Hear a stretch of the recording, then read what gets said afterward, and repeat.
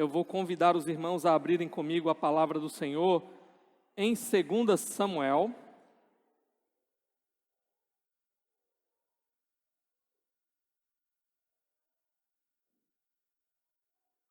Capítulo 8.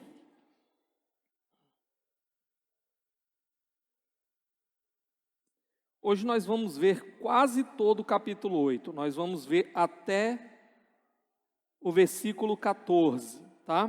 Capítulo 8, a partir do versículo 1 até o versículo 14. Mas agora nós vamos ler apenas o versículo 1. E aí você deixa sua Bíblia aberta, tá bom? Todos encontraram? Amém? Diz assim a palavra de Deus. Depois disso, Davi derrotou os filisteus, subjugou-os e tirou do controle deles Meteg Amá. Até aqui, vamos orar. Ore comigo. Senhor, obrigado pela Tua palavra. Como é bom, mais uma vez, estar desejoso de ouvir a Tua voz, ó Deus, falando conosco por meio da Tua santa palavra. O Senhor inspirou essa palavra, moveu homens a falar, a escrever aquilo que o Senhor quis que nós soubéssemos, para a nossa edificação, para nos levar a um relacionamento mais profundo contigo, para nos dar salvação. Então opera, Senhor, todas essas coisas por meio da Tua palavra essa noite. Eu te peço em nome de Jesus. Amém. Obrigado.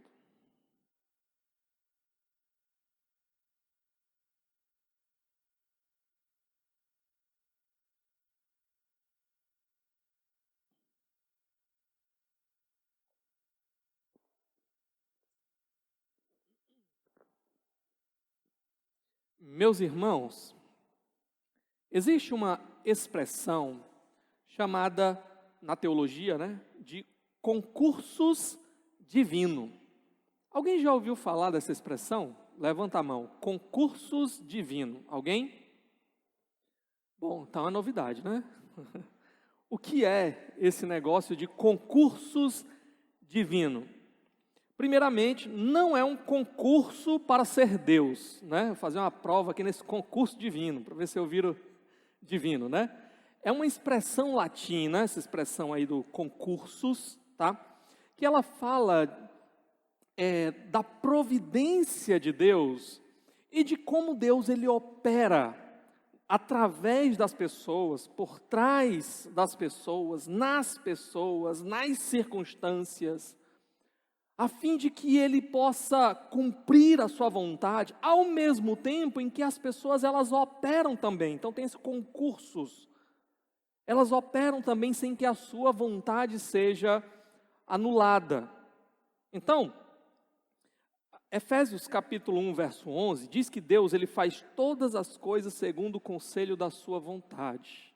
Todas as coisas segundo o conselho da sua vontade. Esse verbo aqui, quando diz que ele faz, é um verbo grego, energel, é de onde vem a nossa palavra em português, energia, né? Então é como se Deus ele energizasse, ele capacitasse, ele movesse todas as coisas conforme o conselho da sua vontade, da sua santa vontade. Como eu disse, ele opera em todas as circunstâncias, ele opera nas criaturas, através delas, movendo-as segundo o conselho da sua santa vontade. Mas ao mesmo tempo, nós tomamos ainda as nossas decisões, tomamos porque queremos tomar as nossas decisões, mas essas decisões elas coincidem com essa vontade soberana de Deus agindo em tudo e em todos. Um documento antigo, produzido por protestantes do século XVII, chamado Confissão de Fé de Westminster, onde aquele povo disse no que eles criam, eles explicaram essa verdade da seguinte forma. Está lá no capítulo 3, parágrafo 1, diz assim: desde toda a eternidade, Deus pelo muito sábio e santo conselho da sua própria vontade, que a gente acabou de ler em Efésios, ordenou livre e inalteravelmente tudo quanto acontece. Porém, de modo que nem Deus é o autor do pecado, nem violentada é a vontade da criatura, nem é tirada a liberdade ou contingência das causas secundárias antes estabelecidas. Em outras palavras, Deus, soberano sobre tudo, sobre todos, no curso da sua providência, move todas as coisas de maneira inalterável, de modo que no final o seu plano se cumpra, sem dessa forma também violar a vontade do ser humano. Eis o grande mistério diante do qual nós estamos. E aqui nesse texto que nós vamos ler hoje, nós vamos ver uma compilação das batalhas de Davi. Nós vamos ver aqui Davi lutando as suas batalhas, tomando decisões, sendo ativo na ida para as suas guerras aqui, operando para cumprir os seus planos, mas ao mesmo tempo, por trás de Davi, através de Davi, Deus operando para alcançar os seus propósitos, cumprir as suas promessas, cumprir a sua aliança, essas duas coisas caminhando juntas aqui nesse concursos divino. Antes de irmos para o texto, quero só fazer um lembrete. Às vezes a gente encontra essas passagens assim, né, cheio de guerra, de batalha, de sangue, né? E a gente fica meio assim, e a gente precisa sempre lembrar o porquê dessas coisas estarem acontecendo. Quando Deus, Ele decide dar essa terra para o seu povo, Ele não está apenas aqui dando um lugar para o seu povo morar. Sim, tem isso também. O lugar onde Deus quer habitar no meio do seu povo. Porém, ao mesmo tempo, Deus está usando o seu povo que está entrando nessa terra para punir a maldade, a perversidade que aquele lugar havia se tornado.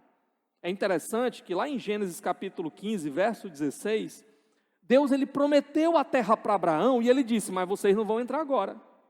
Ainda não é o momento de vocês entrarem na terra. Por quê?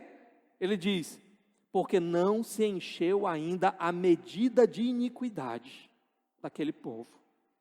Então Deus pacientemente, diante da maldade, da perversidade daquele povo, Ele aguarda até que o nível da iniquidade seja tal, que já não é mais possível tolerar. Então Deus leva o seu povo agora para estabelecê-lo na terra, mas também para ser espada do Senhor, para punir, juízo do Senhor sobre aquelas nações. Nações que nesse momento, irmãos, cometiam toda sorte de abuso que você possa imaginar, toda sorte de atrocidades que você possa imaginar. Em outros momentos, em outras mensagens passadas, a gente já deu alguns exemplos sobre isso, tá? Bom, uma coisa também que eu quero destacar para vocês aqui, uma dificuldade que nós temos nesse texto, é a questão cronológica. Porque nós acabamos de sair daquele momento da aliança que Deus faz com Davi, e esse texto parece iniciar um novo momento após aquela aliança. Porém, ao mesmo tempo, tem algumas questões aqui que parece que o autor está voltando no tempo, lá para o capítulo 5, onde ele tinha começado a falar sobre a guerra contra os filisteus. Então é como se ele tivesse aberto ali um parêntese para falar da aliança davídica, da chegada da arca, e agora é como se ele estivesse voltando para o assunto lá que ele tinha dado uma pausa lá no capítulo 5. Então é difícil às vezes a gente entender esses eventos aqui, a ordem no tempo em que eles aconteceram, a ordem cronológica, se antes ou depois de algumas coisas. A verdade é que a gente também não precisa se preocupar tanto, porque como eu disse, o autor está juntando aqui, está compilando para nós uma série de batalhas de Davi, e essas batalhas, irmãos, não aconteceram assim do dia para a noite. A gente lê, está tudo aqui resumidinho num capítulo só, a gente pensa que foi tudo assim, coisa de um mês, né, uma semana, aconteceu isso aqui tudo. Não. Aqui foram anos de batalhas. Alguns até falam, talvez os anos mais produtivos de Davi, ele tendo que se envolver, se desgastar nessas batalhas. Anos que o autor está juntando tudo para nós e resumindo nesse capítulo 8 aqui, tá certo?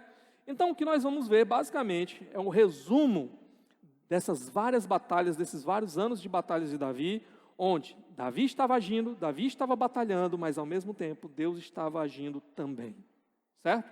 E aí o texto aqui ele se divide para nós em 4 batalhas. Então, vamos olhar essas 4 batalhas. Algumas eu vou passar bem rápido, porque o texto vai ser bem rápido, e outras ele vai se alongar um pouco mais e a gente vai se deter um pouco mais, tá bom? Vamos começar então aí na primeira batalha, que é a batalha contra os filisteus. Os filisteus ficavam na região oeste, tá? Ali do território de Israel. Essa vai ser a primeira batalha. Olha comigo o verso 1. Ele diz: depois disso, Davi derrotou os filisteus, subjugou-os e tirou do controle deles Meteg Amá. Pronto. Nota que foi um resumo aqui bem curtinho, né? Mas alguns detalhes importantes para nós. Primeiro, Davi toma o que parece ser uma cidade, um local chamado de Meteg Amá. É difícil traduzir aqui essa expressão, entender, não se tem, por exemplo, informações sobre uma cidade com esse nome, então por isso traz mais dificuldades ainda. E o que seria esse Meteg Amá? Alguns entendem que na verdade aqui uma tradução indicaria a ideia de como se fosse assim, uma cidade-mãe, como se fosse assim, uma cidade central, importante aqui para os filisteus. E aí indicaria que Davi ele conseguiu tomar o controle total, absoluto sobre os filisteus. Uma outra possibilidade também é que esse nome seja um outro nome para uma cidade chamada Gate, certo? Essa cidade é bem conhecida, a cidade de Gate, era a cidade principal dos filisteus. E quando a gente vai, por exemplo, para 1 Crônicas, capítulo 18, verso 1, em 1 Crônicas 18, nós vamos ver os mesmos acontecimentos que estão acontecendo aqui, sendo registrados lá também. Só que lá eles dizem que Davi tomou posse da cidade de Gate. Então, por isso alguns entendem que Gate e Meteg Amá são apenas nomes diferentes para a mesma cidade, certo? Bom, mas o importante aqui para nós é Davi, 2 verbos usados aqui, derrotou e subjugou. Derrotou e subjugou, domínio completo sobre os filisteus. Ponto importante, o único outro lugar, nos livros aqui de Samuel, na verdade no início era um livro só, né? 1º e 2º Samuel, parece assim na nossa Bíblia, mas no início, na tradição judaica, era um livro só. O único outro lugar onde essas 2 palavras, derrotou e subjugou, elas aparecem juntas, é quando os filisteus estão indo para invadir Israel, para destruir Israel, e Samuel, ele intervém, e ele ora, e ele abençoa, e durante o tempo em que ele está intercedendo por Israel, Deus vem e traz uma derrota completa sobre os filisteus. Então alguns entendem que essa escolha aqui não foi por acaso. O autor queria que quem estivesse lendo, lembrasse daquele evento. E olhasse para o ministério de Davi aqui como se fosse uma espécie de repetição do ministério de Samuel. Ou um ministério que estivesse em conexão com o ministério de Samuel. Ou seja, Davi ele aparece como um novo juiz de Israel, como um libertador de Israel, alguém que tem o selo de aprovação divino e que está aqui lutando as batalhas do Senhor. Então, chegamos aqui ao final dessa primeira batalha, filisteus derrotados. Segunda batalha, vai aparecer aí no verso 2, é a batalha contra Moabe, que ficava na região leste, ok? Olha comigo aí, verso 2, diz assim: Davi derrotou também os moabitas, ele os fez deitar-se no chão e mandou que os medissem com uma corda. Os moabitas que ficavam dentro das 2 primeiras medidas da corda eram mortos, mas os que ficavam dentro da terceira eram poupados. Assim, os moabitas ficaram sujeitos a Davi, pagando-lhe impostos. Vamos com calma aqui. Mais uma vez, rapidamente o autor resume para nós essa vitória completa também sobre Moabe. Às vezes a gente lê rapidamente, a gente se pergunta, por que Davi aqui ele tem um tratamento tão severo contra Moabe, não é? É diferente da descrição contra os filisteus e é diferente das descrições que a gente vai ler aqui nas outras batalhas. Parece que com Moabe ele está sendo assim mais severo, né? Ele faz essa medição aí para ver quem é que ia escapar e para ver quem é que ia morrer. E um ponto importante para a gente destacar também é que em nenhum outro lugar das Escrituras e nem da literatura ali do Antigo Oriente Próximo, nós vemos esse tipo de escolha aqui, de medição de alguma coisa assim, para punir um inimigo. Parece uma coisa assim inédita aqui, que a gente não tem muita informação, isso até dificulta para a gente entender exatamente como é que as coisas aconteceram aqui, tá? Porém, a coisa fica ainda mais difícil da gente entender, porque assim, uma coisa fica fácil da gente entender, que é o quê? Davi, ele certamente, ao fazer esse castigo, ao eliminar uma parte destes homens e deixar outra, ele está certamente diminuindo o poder daquela nação, dos moabitas, para que eles não tenham força de se levantar depois, de uma revolta, ok? Porém, o que fica mais difícil aqui da gente entender, é que Davi era ele mesmo o descendente de uma moabita. Ou vocês se esqueceram que Davi era filho sim, né? Maneira de dizer, era descendente, né? Neto, de Ruth, a moabita. Ele era descendente de uma moabita. Esse povo, em parte, tem conexões de sangue com ele. Em parte, esse povo também é parte dele. Então, por que Davi faz isso? Outra coisa é que parece que Davi tinha boas relações com esse povo, a tal ponto de que quando ele estava sendo perseguido por Saul, e ele veio tomar conta de Israel, ele deixou os pais deles lá junto com os moabitas, para ser cuidados, protegidos pelos moabitas. Isso está lá em 1 Samuel capítulo 22, versos de 3 a 4. Então parece que Davi confiava nesse povo, e parece que Davi confiava a ponto de, os meus pais aqui, né, que são preciosos para mim, para não cair nas mãos de Saul, vou deixar os cuidados desse povo, porque a gente tem algum link aqui, parentesco, de sangue, e eles vão cuidar dos meus pais. Então, por que Davi está sendo tão severo aqui contra os moabitas? Alguns sugerem que talvez o que tenha acontecido é que esses moabitas tenham traído Davi, eles tenham matado os pais de Davi, ou talvez, no mínimo, tenham maltratado os pais de Davi, talvez tentando usar isso para arrancar algum tipo de controle sobre Davi, benefício sobre Davi. Então nós não temos como ter certeza, o fato é que é muito obscuro o que acontece com os pais de Davi, nós não temos mais informações aqui, e Davi vai lá e ataca com grande severidade esse povo. Agora Moabe, totalmente enfraquecida, se torna também pagadora de tributos sob o controle de Davi. Ok? A gente vai chegar então na terceira batalha. Essa terceira batalha ela é um pouco mais extensa, ela começa aí no versículo 3, é a batalha contra Hadadezer, tá? O Hadadezer, ele era dos arameus, né, os povos chamados de arameus, também depois batizados pelos gregos, durante o domínio grego de Seleucidas, e depois batizados pelos romanos de sírios, ok? Então é contra esse povo agora que Davi vai batalhar. Olha comigo aí o verso 3, diz assim: além disso, Davi derrotou Hadadezer, filho de Reobe, rei de Zobá, quando Hadadezer tentava recuperar o controle na região do rio Eufrates. Vamos com calma aqui analisando o que acontece, tá? Aqui, o nome Hadadezer provavelmente não é um nome próprio. Não era o nome dele, mas talvez um título dele, ok?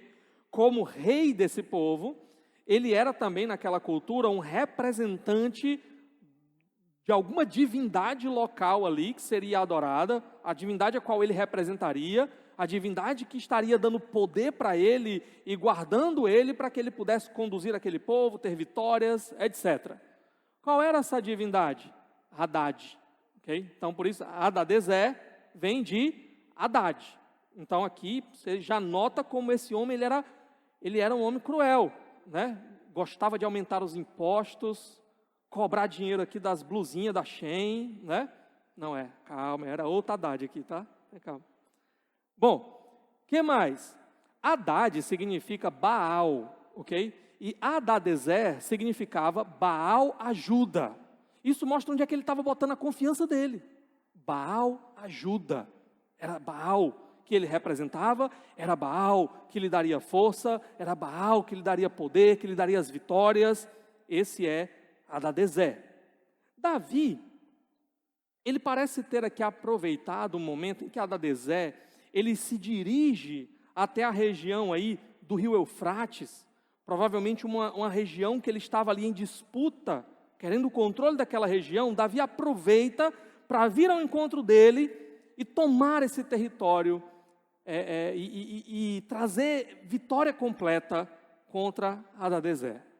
O texto ele vai continuar nos dando mais informações. Olha aí o verso 4, ele diz: Davi se apossou de 1.000 dos seus carros de guerra, 7.000 cavaleiros e 20.000 soldados de infantaria. Ainda levou 100 cavalos de carros de guerra e aleijou todos os outros. Vamos com calma dar uma olhadinha no que está acontecendo aqui, tá? Davi, por meio desse espólio de guerra, né? Ele conquista e ele pega uma parte desses espólios para si. Ele está aumentando aqui o seu poder militar. Ele tem carros de guerra, né? Que era um equipamento avançado da guerra naquele período. Era um negócio feito de madeira, com roda, puxado por cavalos. Tinha espaço para 2 homens ali, com lança, com arco e flecha. Davi, então, ele vai se apossar disso daqui, de um número aqui de cavalos também, e de alguns até cavaleiros ali daquela tropa, ok? Uma pergunta que surge é, por que Davi não levou todos os cavalos? Por que ele não levou logo tudo com ele? Ele pegou só uma parte. O texto diz que ele vai e aleja uma outra parte, não é? Alguns até sugerem que talvez a tradução aqui de cavalo seria para as próprias carruagens. Então o que ele teria não era aleijado os animais, mas desmantelado aquelas carruagens que ficaram. Mas é mais provável que ele tenha lidado aqui com animais mesmo, os cavalos mesmo, ok? E aí, o que é que está acontecendo aqui? Primeiro de tudo, não é porque Davi, ele era assim um cara que gostava de fazer crueldade com animais, né? Não é esse o ponto.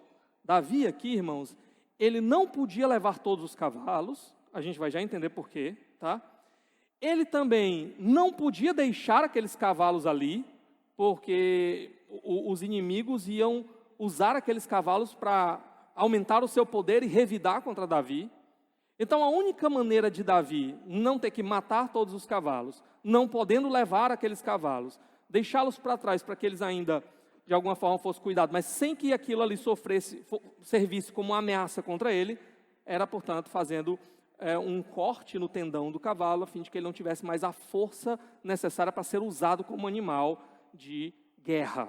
Então é isso que Davi ele está fazendo aqui. Agora, por que Davi não podia levar todos os cavalos com ele? Porque havia uma proibição na lei de que o rei não deveria aumentar cavalos, amontoar cavalos. Essa proibição, ela aparece lá em Deuteronômio capítulo 17, versos de 15 a 16, tá?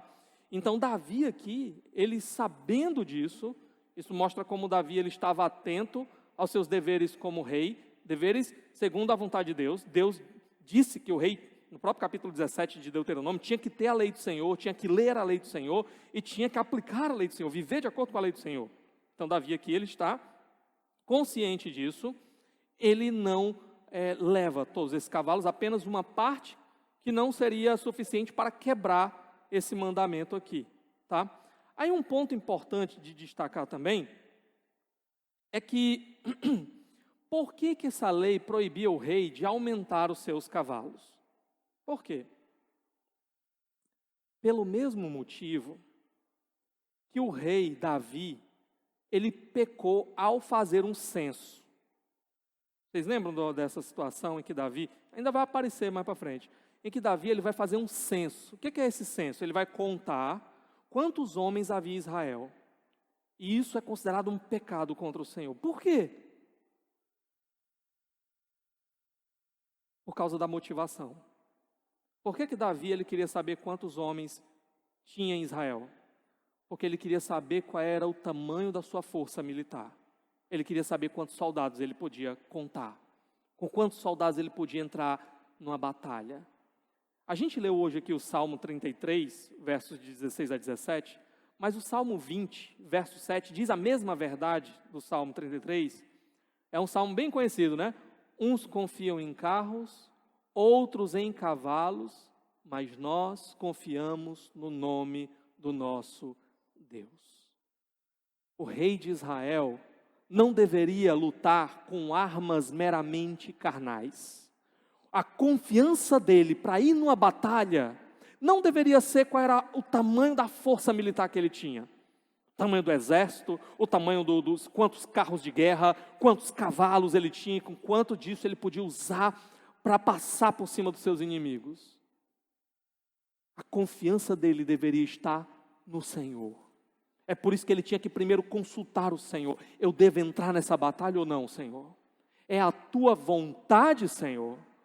Porque se ele confiasse no Senhor e ele obedecesse à vontade do Senhor, o Senhor é que daria vitória a ele. Então Davi aqui, irmãos, ele está sendo obediente ao Senhor. Ele está mostrando que a confiança dele não está nesse número de cavalos.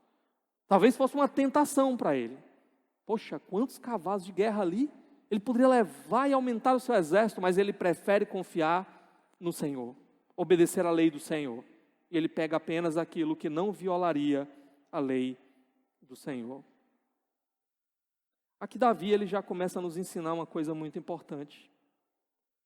Ele sabe que o que importa na sua liderança, na sua própria vida, é fazer a vontade do Senhor. É aí que está o segredo do povo de Deus. Fazer a vontade do Senhor. Essa lição a gente precisa aprender, irmãos. Essa tem que ser a nossa preocupação. O que tu queres, Senhor? Qual é a tua vontade, Senhor? E se a gente sabe que o que a gente está fazendo agrada a Deus, está de acordo com a vontade do Senhor, então a gente pode descansar. Então nós podemos descansar o nosso coração. É o que Davi está fazendo aqui. Vamos continuar? Olha o verso 5, ele diz: quando os arameus de Damasco vieram ajudar Hadadezer, rei de Zobá, Davi matou 22.000 deles. Damasco era também uma cidade dos arameus. Quando então souberam do ataque de Davi contra Hadadezer, ali próximo ao Eufrates, o que eles fizeram? Foram em socorro, mas também foram completamente destruídos aqui, derrotados por Davi. Olha o verso 6. Em seguida, estabeleceu guarnições militares no reino dos arameus de Damasco, sujeitando-os a lhe pagarem impostos. E o Senhor dava vitórias a Davi em todos os lugares aonde ia. Vamos olhar com calma aqui, tá? Irmãos, Davi aqui, texto resume para nós, conquista completamente aqui os arameus, a ponto de que agora ele pode colocar um governante seu ali naquele lugar. Estabelecer uma base militar ali, que facilitaria muitas coisas. Ele deixaria um destacamento de soldados, então qualquer tentativa ali de uma ofensiva, de uma revolta contra o domínio de Davi, poderia ser facilmente, rapidamente sufocado por aquela base militar.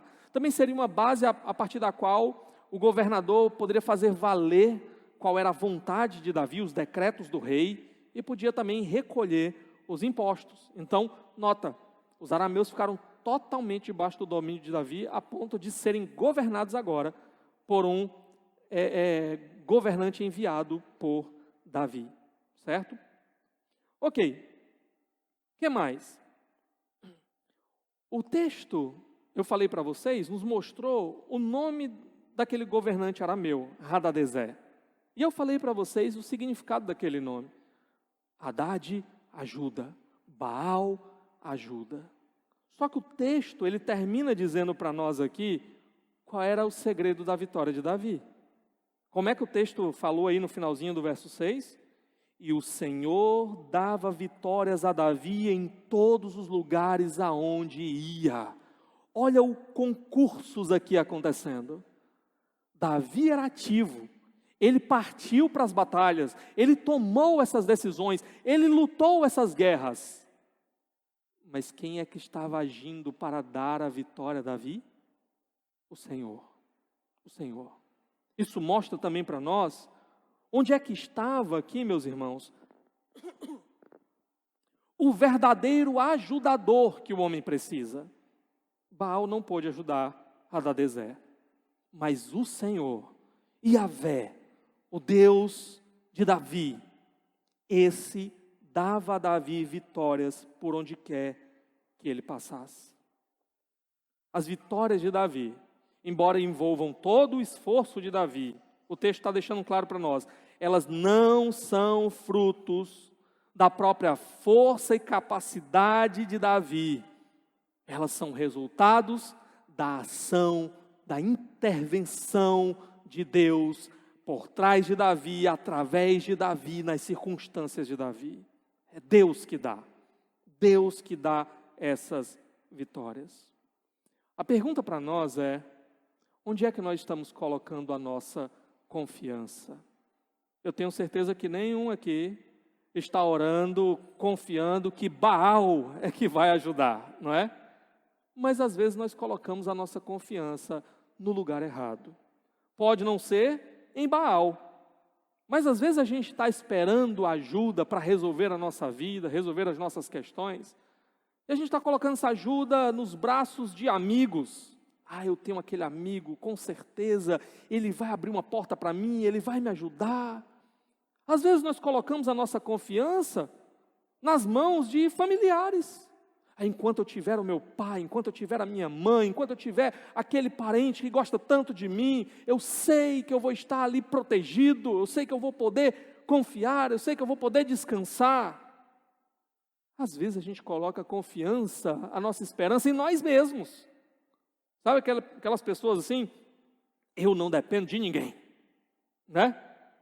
Eu não dependo de ninguém, não gosto de receber favor de ninguém, porque eu só dependo de mim mesmo. É o meu braço. Enquanto eu puder trabalhar, enquanto eu tiver saúde, alguns vão confiar não em Baal, mas em Mamon, né? Jesus chama adoração ao dinheiro, ele personifica isso como adoração a um ídolo, que ele chama de Mamon. Enquanto eu tiver aquele dinheiro guardado, eu estou com dinheiro para receber bem acolá, a minha esperança, onde é que está? Né? Eu fiz as minhas contas aqui, se eu ficar até dezembro, sem abrir uma torneira lá em casa, sem acender o fogão, sem assar nada na panela, quando chegar em dezembro eu paguei metade das minhas contas. Aí depois, quando eu receber aquele outro dinheiro, eu pago o resto. Fico bem. Onde é que está a sua confiança? Onde está o seu coração? Onde é que você deposita a sua esperança? Irmãos, não é que a Bíblia seja contra nós nos esforçarmos, nós trabalharmos, nós fazermos planos e lutarmos. Não é que a Bíblia seja contra sermos previdentes. Eu vou separar esse dinheiro aqui, eu vou investir esse dinheiro aqui, eu vou administrar bem os meus recursos. Não, a Bíblia não é contra isso. Nós vimos isso quando estudamos o livro de Provérbios aqui na igreja. Não é que a Bíblia ela é contra a gente ter relacionamentos profundos e pessoas em quem a gente pode confiar e que a gente pode achar que no momento de dificuldade vão estar ali para nos ajudar. A Bíblia não é contra nada disso. Ela fala que tem amigos que são maiores que irmãos, não é? Mas o ponto aqui, irmãos, é que a sua confiança final não pode estar nessas coisas, em nenhuma delas. Sabe por quê? Porque estas coisas podem falhar. A nossa confiança, no final das contas, só pode estar em um único lugar, é no Senhor que nunca falha. O Senhor nunca falha. O Senhor que nos ama como um pai. O Senhor que nos ama mais do que o amor de uma mãe. O Senhor que diz, pode uma mãe se esquecer do seu filho que amamenta? Eu, todavia, não me esquecerei de você. É no Senhor, quando todas as outras coisas falharem, todos os nossos planos, todas as nossas ideias, quando todos os nossos amigos, familiares falharem, nós não vamos nos desesperar. Nós não vamos arrancar os cabelos, porque sabemos que temos o Senhor que cuida de nós. Passei uma vez por uma situação muito difícil, e aí naquele momento, eu estava confiando no Senhor, mas nosso coração é tão enganoso. E aí teve um momento que eu olhei para uma oportunidade e achei, vai ser essa oportunidade. E eu imaginei, essa oportunidade, essa porta vai se abrir. Irmãos, quando a porta não se abriu, fiquei igual Caim, né? Descaiu o semblante, né? Fiquei desanimado, triste, abatido. Por quê? Porque o meu coração estava no lugar errado. A minha confiança estava no lugar errado. A nossa confiança, confiança de Davi aqui, é o Senhor nos ajuda.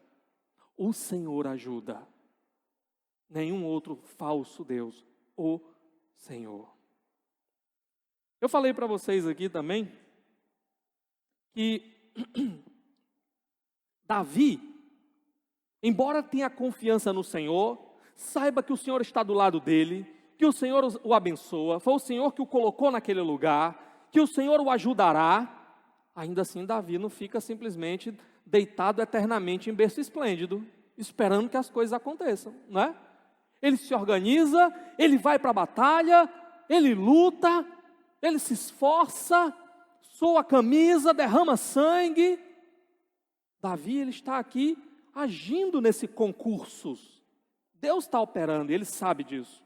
É Deus que vai dar a vitória, ele sabe disso. Mas ele vai dar a vitória através das batalhas de Davi. Através de Davi. Isso aqui também nos ajuda muitas coisas, meus irmãos. Confiamos no Senhor, mas o que temos feito enquanto confiamos no Senhor? Eu confio que o Senhor um dia ele vai me dar um bom emprego. Mas o que você está fazendo até esse emprego chegar? Você está se capacitando? Você está tentando realmente melhorar as suas qualificações? Você está tentando ter ali um currículo melhor? Por meio de uma formação, um curso técnico, alguma coisa que você está fazendo ali para você se destacar no mercado de trabalho e na hora que a porta abrir você poder entrar por ela. Às vezes Deus vai abrir a porta, só que aí Ele vai abrir a porta lá e diz, olha, tem uma vaga para isso, mas você tem que ter isso daqui. Aí você diz, podia ser eu sei fazer isso daí, mas eu perdi tempo, não aproveitei as oportunidades, não fiz aquela qualificação. Então, o que você tem feito? Ok? Por exemplo, a construção do nosso prédio aqui.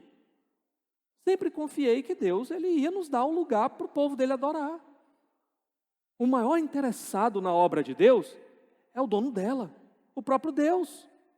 Então, Deus não ia deixar o seu povo peregrinando, né, de lugar em lugar, como nós estávamos, né, no deserto da Itaitinga, né? Sem ter uma tenda para a gente armar e se colocar debaixo, né? Então Deus ia abrir essa oportunidade. Mas o que a gente fez enquanto confiávamos que o Senhor iria nos dar? A gente ficou, não, uma hora vai aparecer algum irmão rico, né? Enviado lá dos Estados Unidos com dólar, né? E aí ele vai construir o prédio para nós. Foi isso que a gente fez? Não. Uma hora o governo vai olhar para nós, vai ter pena de nós. Aí as autoridades vão chegar para nós, o prefeito de Itaitinga vai chegar para nós. Eu tenho visto o sofrimento de vocês, vou construir uma igreja para vocês. Alguma hora vocês imaginaram que isso ia acontecer? Não, né? Nós confiávamos que o Senhor nos daria, por isso o que nós fizemos? Arregaçamos as mangas e viemos trabalhar aqui. E Deus, de fato, nos deu o que nós precisávamos. Uma vez a gente estava aqui, estava eu, Abel, estava o Juliel, e a gente pensando, rapaz, quanto é que a gente já gastou nessa obra? E a gente começou, né? 9 fora, né? Irmãos, a gente olhou assim e disse assim, rapaz, de onde é que veio esse dinheiro? De onde é que surgiu? Como é que chegou? O Senhor que nos deu, irmãos. O Senhor que nos deu. Ele queria nos dar um espaço de reunião. E Ele ainda quer nos dar um espaço muito melhor. Nós confiamos que Ele vai nos dar os recursos para concluirmos, para terminarmos o que começamos. mas é porque nós sabíamos que Ele iria nos dar, que nós arregaçamos as mangas e lutamos aqui. Lutamos, suamos e oramos, confiando no Senhor. Você, às vezes, pode orar por um relacionamento. Eu queria tanto me casar, né? Quero tanto me casar, Deus, né? Deus manda a pessoa certa, né? E o que você tem feito? Primeiro, se eu quero a pessoa certa, eu tenho que ser a pessoa certa. Eu tenho que procurar no lugar certo. Já vi tanta gente, né? Aí só aparece, como é que é a palavra? Só aparece traste na minha vida. Mas você está achando aonde esses trastes? Não, é lá na balada, né? E se aparecer um homem de Deus para você, aí você vai estar lá na balada, não vai ser para você, que vai ser o fim desse homem de Deus, né? Então, o que é que você tem feito enquanto não aparece a pessoa? Então, orado, confio que Deus vai me dar, mas né, tem gente também, irmãos, fazer pelo menos o básico também, né? Parece, às vezes, aqui na igreja, parece que era estagiando como espantalho em algum lugar, né? Chegou aqui no... Tem calma, desse jeito fica difícil, né? Fica difícil, ok? Né? Escovar os dentes, né? Passar um perfumezinho, isso tudo ajuda, né?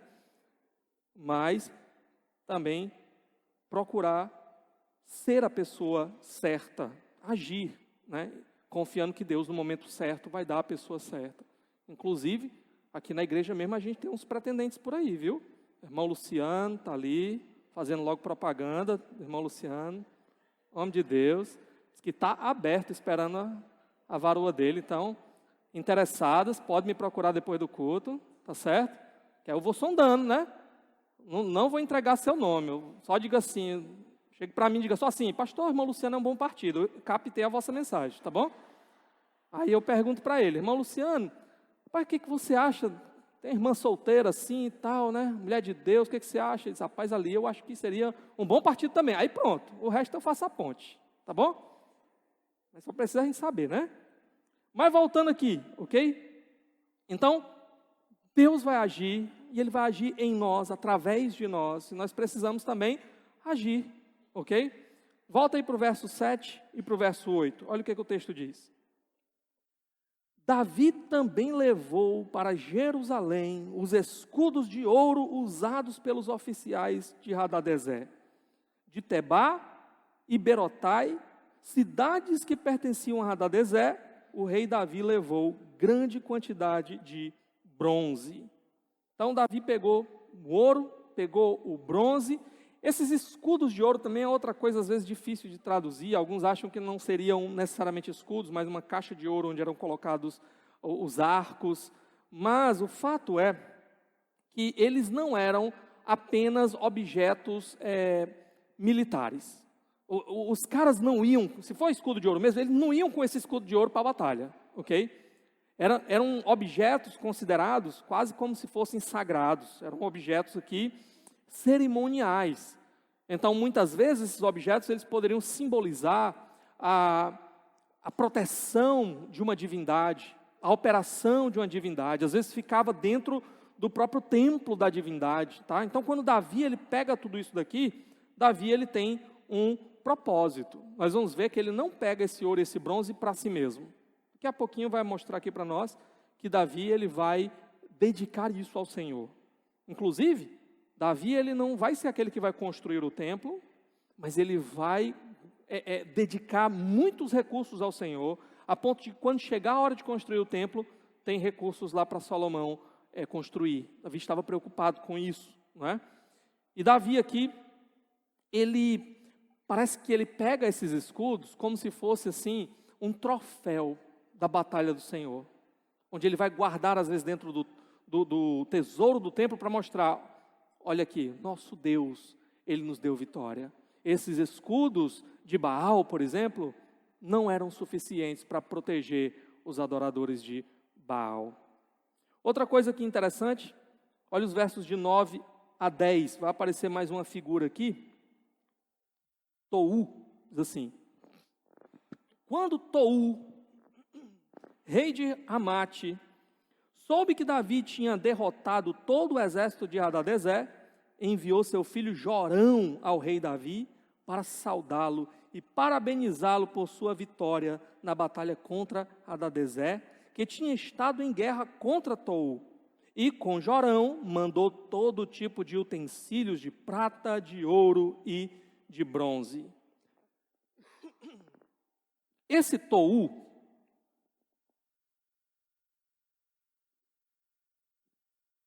quem aí está esperando neném, né? Mais um nome aqui para você botar no seu filho, né? Tou.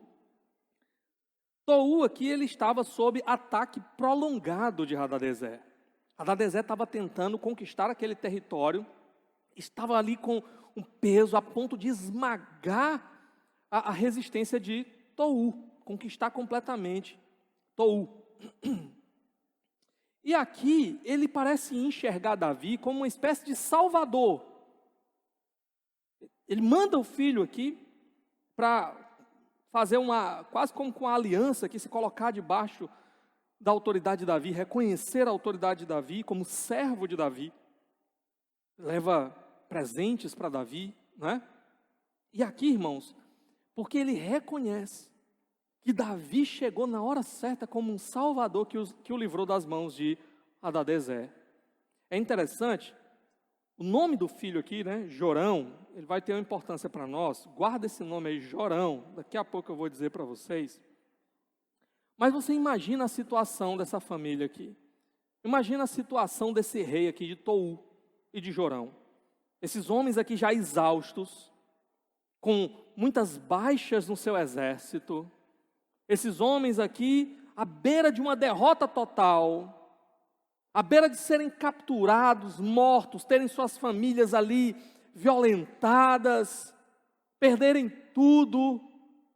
Esses homens nessa situação, já certamente com recursos escassos, porque uma guerra, meus irmãos, não é uma coisa fácil, ok? Recursos escassos para se alimentar. Pode ver, quando você vai enxergar uma guerra que ela dura um pouco mais na Bíblia, você vê que a primeira coisa que começa a faltar é comida, e se a situação se prolongar demais, fica numa situação tão terrível que as pessoas elas chegam a atitudes extremas para se alimentar. Há descrições de mães que acabavam devorando seus próprios filhos na busca por alimento. Algo realmente absurdo. E esse homem está sofrendo aqui essa guerra duradoura, resistindo à beira de ser esmagado. Eles entendiam também que a guerra entre os reis não era meramente uma guerra entre dois indivíduos. Era uma guerra também entre os deuses que aqueles reis representavam. Isso é importante. Davi é um representante de Yahvé. É um representante do Deus de Israel. E de repente, Tou, no meio desse sofrimento, no meio dessa angústia, a ponto de ser capturado e morto, ele vê um rei tirando o seu inimigo, dando agora para ele livramento, dando oportunidade, uma nova vida, de recomeçar. Meus irmãos, eu queria que você prestasse atenção agora num detalhe muito importante. Eu falei que o nome do filho dele é Jorão, certo? Mas em 1 Crônicas, capítulo 18, verso 10, lembra, eu disse que os mesmos eventos que acontecem aqui também estão registrados lá em 1 Crônicas, capítulo 18. E lá, Jorão aparece com outro nome. Qual é o nome? Adorão, ou Radorão, com H, né? Adorão significa o quê? Significava o quê? Haddad é exaltado. Baal é exaltado. Só que aqui, ele aparece com o nome de Jorão. Por quê? Parece que ele teve o seu nome mudado depois desse evento. E Jorão significa Yahvé é exaltado. O Deus de Israel é exaltado. Irmãos, eles não viram somente Davi como um salvador, um mero salvador humano. Eles viram o Deus de Davi como o salvador que eles precisavam. Naquele momento em que talvez eles estavam clamando por um milagre, eu preciso de um milagre. Não foi Baal que veio em seu socorro. Yahvé, o Deus de Davi, veio em seu socorro. A ponto desse jovem aqui, Adorão, mudar o seu nome para Jorão. Alguns têm sugerido aqui a possibilidade de estarmos diante de gentios se voltando agora em adoração, em reconhecimento ao Deus de Israel pelo que o Senhor fez por eles. A gente chega então nos versos de 11 a 12. Olha comigo.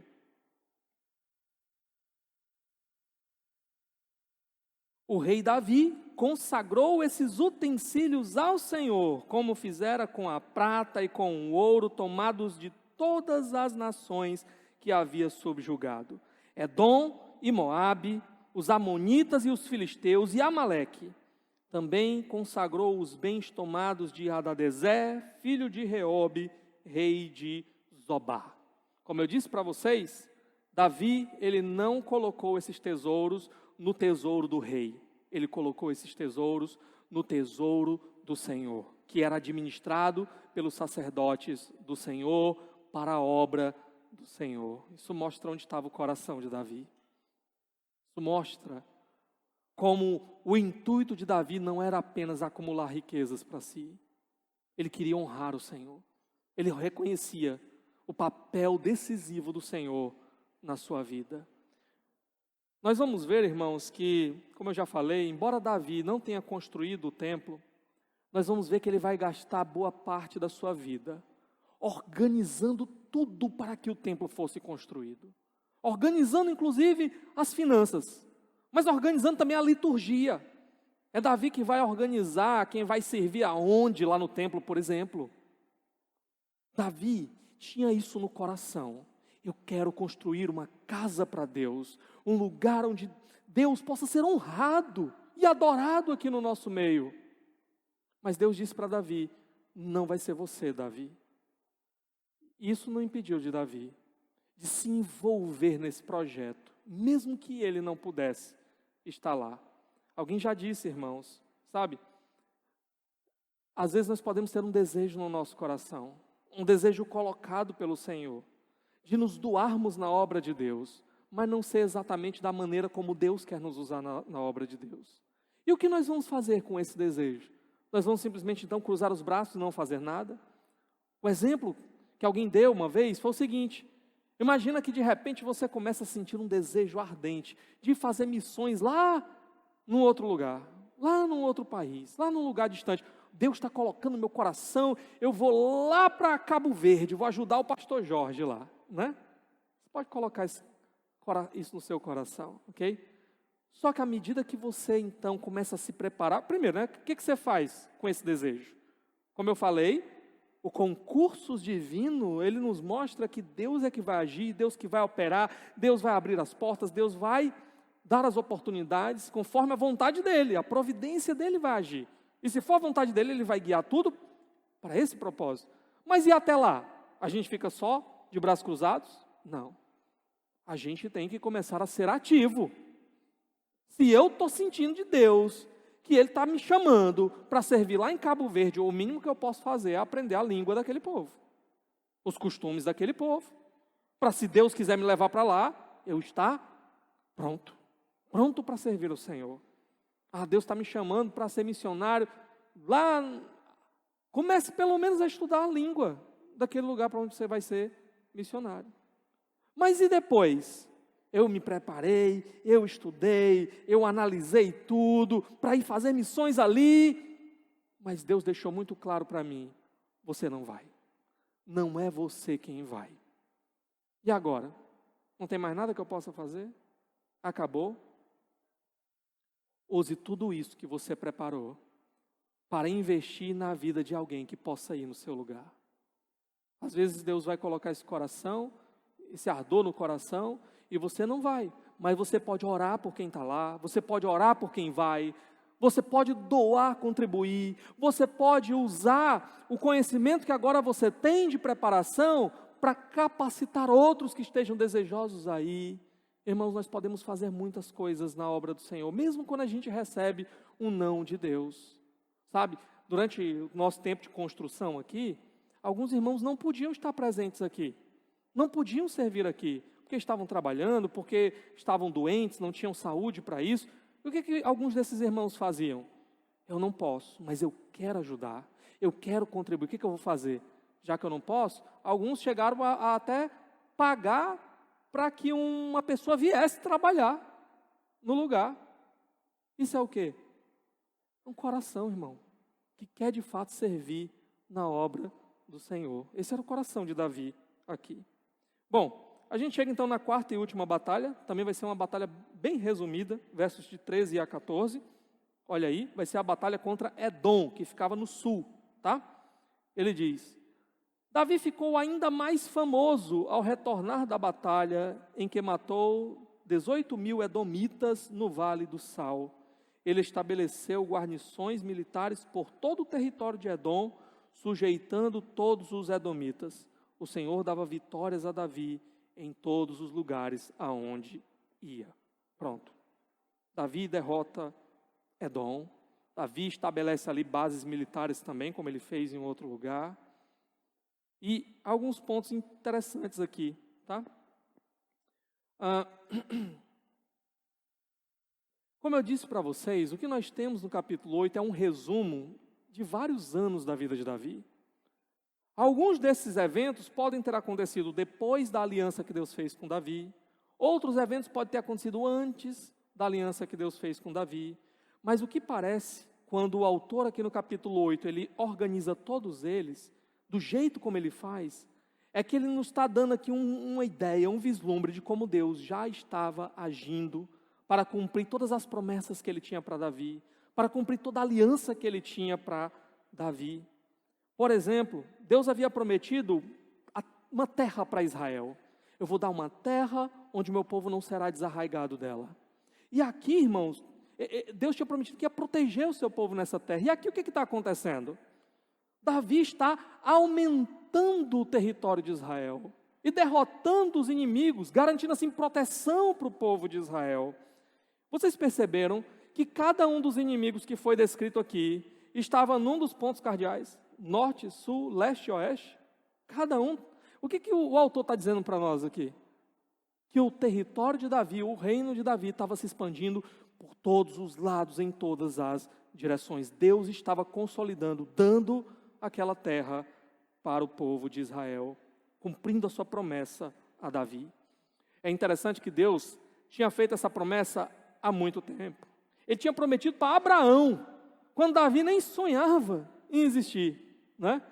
Lá em Gênesis capítulo 15, verso 18, Deus prometeu: naquele dia o Senhor fez a seguinte aliança com Abraão: aos seus descendentes dei esta terra, desde o ribeiro do Egito até o grande rio, o Eufrates. Nós ouvimos aqui alguma coisa sobre Eufrates? Sim. Hadadezer, seu território, e até onde? Região do Eufrates. Sabe outra coisa interessante aqui? Gênesis 10, do 13 ao 14, vai relacionar a origem dos filisteus com os egípcios. Provavelmente os filisteus, eles foi um povo que veio de uma outra região e se misturou ali com os egípcios. Mas o ponto é, a região então dos filisteus, ela ia até ali contato com o Egito. E a promessa de terra para Abraão era desde o ribeiro do Egito até o grande rio, o Eufrates. Davi está conseguindo conquistar essa terra? Deus está cumprindo a sua promessa a Abraão, a sua promessa a Davi. Davi é a semente de Abraão, que está conquistando a terra. Outra coisa interessante, Deus prometeu um nome grande para Davi. Capítulo 7, a aliança que ele fez, um nome grande. O texto deixa claro que o nome de Davi estava se tornando cada vez maior, estava sendo engrandecido. O autor, ele faz questão mais uma vez de lembrar o quê? Ele repete o que ele já tinha dito antes, que era Deus que estava dando essa vitória em cada lugar para Davi.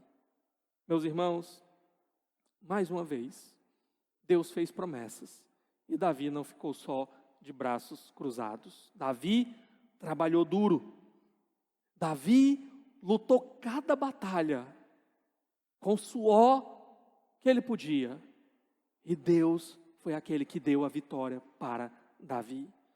Alguém já disse que na nossa vida aqui, nós temos que agir de duas maneiras. Primeiro, nós temos que trabalhar, nos esforçar, como se tudo dependesse de nós. Então nós vamos lutar, e vamos fazer, e vamos nos capacitar, e vamos trabalhar, como se tudo dependesse de nós. Mas sabendo que no final das contas, tudo depende do Senhor. E por isso nós podemos descansar no Senhor quando as coisas não saem do jeito que a gente esperava. Confiar no Senhor quando as coisas parecem difíceis demais.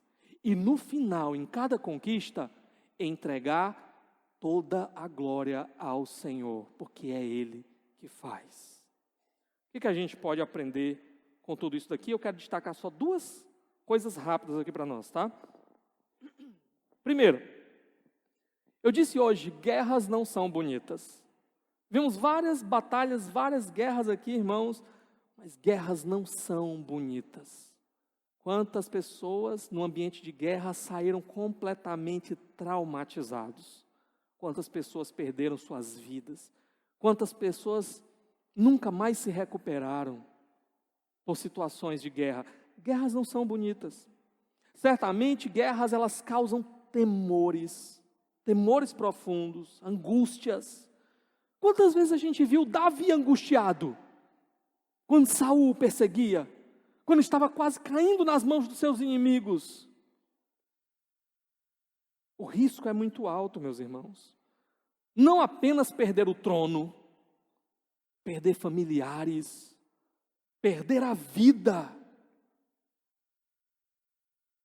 Mas a verdade, irmãos, é que as vitórias, elas só existiram na vida de Davi por causa das guerras pelas quais ele passou. Sabe? Muitas vitórias na nossa vida, elas só serão vitórias porque nós precisamos vencer grandes, enormes provações diante de nós. Provações que vão nos deixar assim também. Haverão momentos difíceis, haverão momentos tristes, haverão momentos aterrorizantes diante de nós, mas isso faz parte da caminhada. O nosso papel nesses momentos é orar ao Senhor, é confiar no Senhor, colocar tudo nas mãos dEle, orar sabendo que Ele cuida de nós, que Ele vai fazer o melhor, e fazermos o que a gente tem que fazer. Eu não sei como o Senhor vai resolver, mas o que é que eu preciso fazer agora? O que é que Deus quer que eu faça agora? Qual é a porta que Ele está abrindo para que eu entre agora? Qual é o passo que Ele está iluminando para que eu dê esse passo agora? Tudo que a gente pode fazer nesses momentos de provação, de conflitos, é confiar, descansar do Senhor, mas não ficarmos paralisados. Andarmos em fé no Senhor. Darmos os passos, buscarmos descobrir qual é a Tua vontade, Senhor. E sabe de uma coisa? Lá na frente, a gente vai olhar para trás. A gente vai olhar pelo retrovisor da história. E lá na frente, nós vamos descobrir que apesar de todo o sofrimento, de toda lágrima, de todo o suor derramado, de todo o conflito, Deus estava cuidando de nós. Deus estava segurando na nossa mão e nos conduzindo ao exato lugar que Ele queria, para a glória do nome dEle, para o bem do seu povo. A última coisa, nós vimos aqui Jorão, esse homem que teve o seu nome mudado, de Baal é exaltado, para Yahvé é exaltado, Yahvé é grande, Yahvé é glorioso, Yahvé é louvado. E quando eu vi isso daqui, irmãos, eu fiquei pensando, sabe, Jorão tinha tão pouca informação acerca de Deus, não é? Tudo que ele conheceu acerca do Deus de Israel, talvez algo que os servos de Davi explicaram ali para ele brevemente, mas ele viu que o Deus de Israel veio em seu socorro quando ele precisava. E isso foi suficiente para ele, para mudar o seu nome, para mudar a sua lealdade, para ter agora Yahvé como exaltado. E nós, meus irmãos? E nós que temos tido acesso a tanto sobre o que o Senhor Jesus fez por nós. Nós que vivíamos no nosso pecado, mergulhados no lamaçal do pecado, fazendo o que não agradava ao Senhor, e um dia descobrimos que Ele olhou para nós, Ele olhou para a nossa miséria, Ele não ficou indisposto, Ele mandou o Filho dEle, Ele entregou o seu bem mais precioso, o seu Filho, Cristo, entregou tudo que Ele tinha, entregou a vida.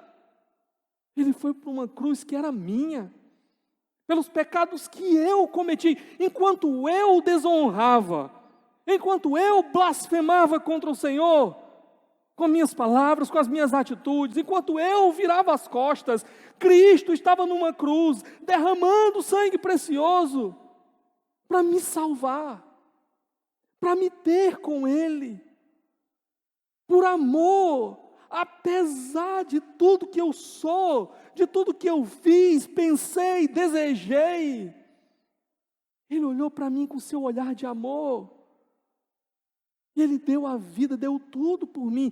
E agora? O que posso fazer agora? Quantos de nós ficaremos envergonhados na presença de Jorão naquele dia que com tão pouco mudou o nome, mudou a sua identidade? Que hoje nós possamos olhar para Cristo, Salvador que nós tanto precisávamos, o precioso Salvador, aquele que é tudo que nós precisamos, aquele que entregou tudo por nós, e tem que ser o amado da nossa alma, e que nós possamos entregar tudo para Ele hoje mais uma vez, que nós possamos entregar a nossa vida para Ele hoje, renovar o nosso compromisso com Ele hoje, porque Ele merece, porque Ele é digno, porque Ele é exaltado, porque Ele nos amou. Nós possamos responder em amor a Ele. Vamos orar nesse momento.